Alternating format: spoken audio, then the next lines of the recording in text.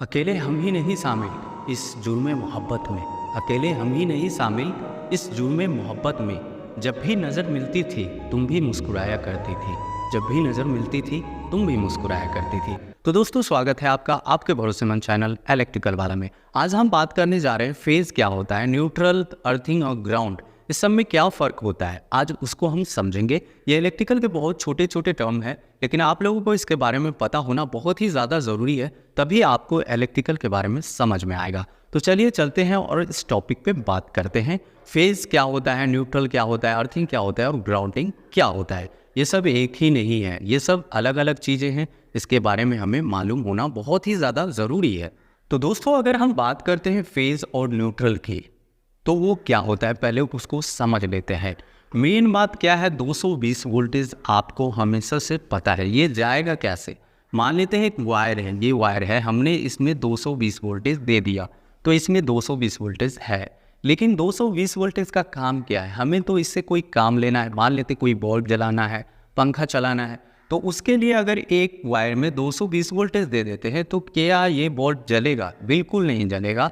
वो 220 वोल्टेज से कभी भी आपका काम नहीं होता है। आपका काम होता है करंट से। और करंट कब फ्लो होगा?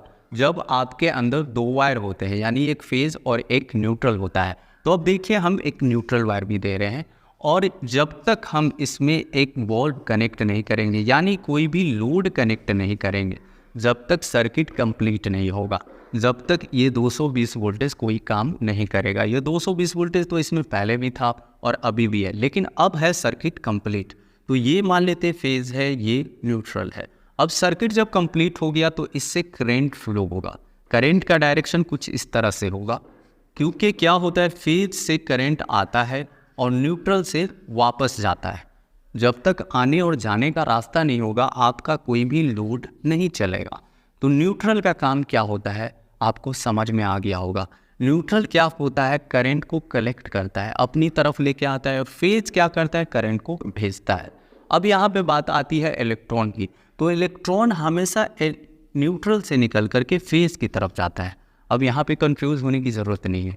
इलेक्ट्रॉन का जो रास्ता होता है, उसका हमेशा उल्टा रास्ता करंट का होता है। तो आप लोगों को समझ में आ गया होगा फेज क्या करता है और न्यूट्रल क्या करता है।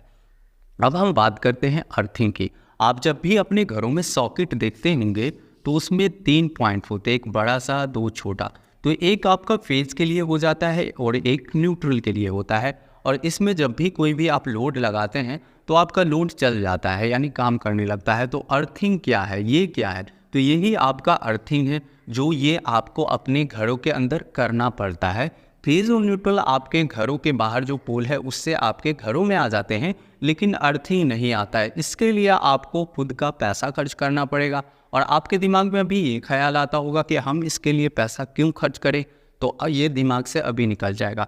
क्या होगा कि कोई भी एक लोड है, मान लेते हैं आपका हीटर है या आपका कूलर है, कुछ इस तरह का कूलर है, तो आप देखते होंगे एक बॉडी से भी वायर कनेक्ट होता है और 2 वायर अंदर जो मशीन होता है उससे निकला होता है, 3 वायर निकला होता है। तो क्या करते हैं, हम ये 2 वायर ले जाकर लगा देते हैं, फेज और न्यूट्रल ले जाकर के लगा देते हैं। तो ये जो कूलर है आपका वर्किंग कंडीशन में हो जाता है। लेकिन जब भी मान लेते कोई भी फेज इसके बॉडी से कनेक्ट हो जाता है, तो क्या होगा, कोई भी अगर फेज वायर या न्यूट्रल वायर इससे कनेक्ट हो जाता है, इसके बॉडी से, तो इसके बॉडी पे भी करंट फ्लो होगा। और इसके बॉडी पे जब करंट फ्लो होगा, तो जब आप इसको छुएंगे तो ये करंट आपको लग जाएगा। लेकिन उसी जगह अगर आपने अर्थिंग कर रखा है अपने घरों में, तो ये जो वायर है इससे भी कनेक्ट होता है। ठीक है, तो ये जो होता है, ये अर्थिंग का जो वायर होता है, वो 5 ओम्स के आसपास का रेसिस्टेंस वैल्यू होता है। और आपके बॉडी का रेसिस्टेंस काफ़ी ज़्यादा होता है, तो करंट हमेशा लो रेसिस्टिव पाथ में जाएगा। तो ये जो है, ये करंट इसके बॉडी का, ये अर्थिंग से होकर के नीचे चला जाएगा और आपको इलेक्ट्रिक शॉक से बचा लेगा। तो अर्थिंग हम हमेशा अपने घरों के बाहर जो डिवाइस है उसके बॉडी पे लगा होता है, उसके अंदर नहीं। जो उसके अंदर जो मशीन होता है उस पर नहीं लगा होता है, वो बॉडी से कनेक्ट होता है, तो उसको हम अर्थिंग बोलते हैं। अब हम बात करते हैं ग्राउंडिंग क्या होता है। तो ग्राउंडिंग के लिए क्या होता है, कोई भी अगर मोटर हो, 3 फेज या ट्रांसफार्मर की बात करते हैं, स्टार कनेक्शन कुछ इस तरह का होता है, आप लोगों ने देखा होगा। और इससे जो पॉइंट निकलता है उसको हम बोलते हैं ग्राउंडिंग। आप लोगों ने ट्रांसफार्मर में देखा होगा, एक वायर निकल के नीचे गया होता है, वो ग्राउंड होता है। और ग्राउंड और अर्थिंग में क्या फ़र्क होता है वो समझ लीजिए।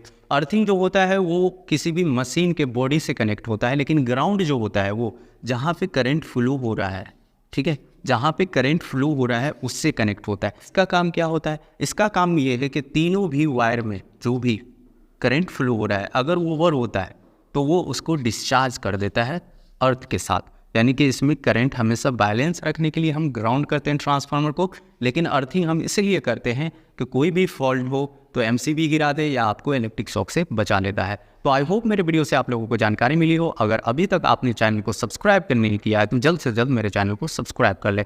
मिलते हैं आपसे अगले वीडियो में अगले बहुत सारे टॉपिक के साथ। तब तक के लिए बाय बाय, टेक केयर।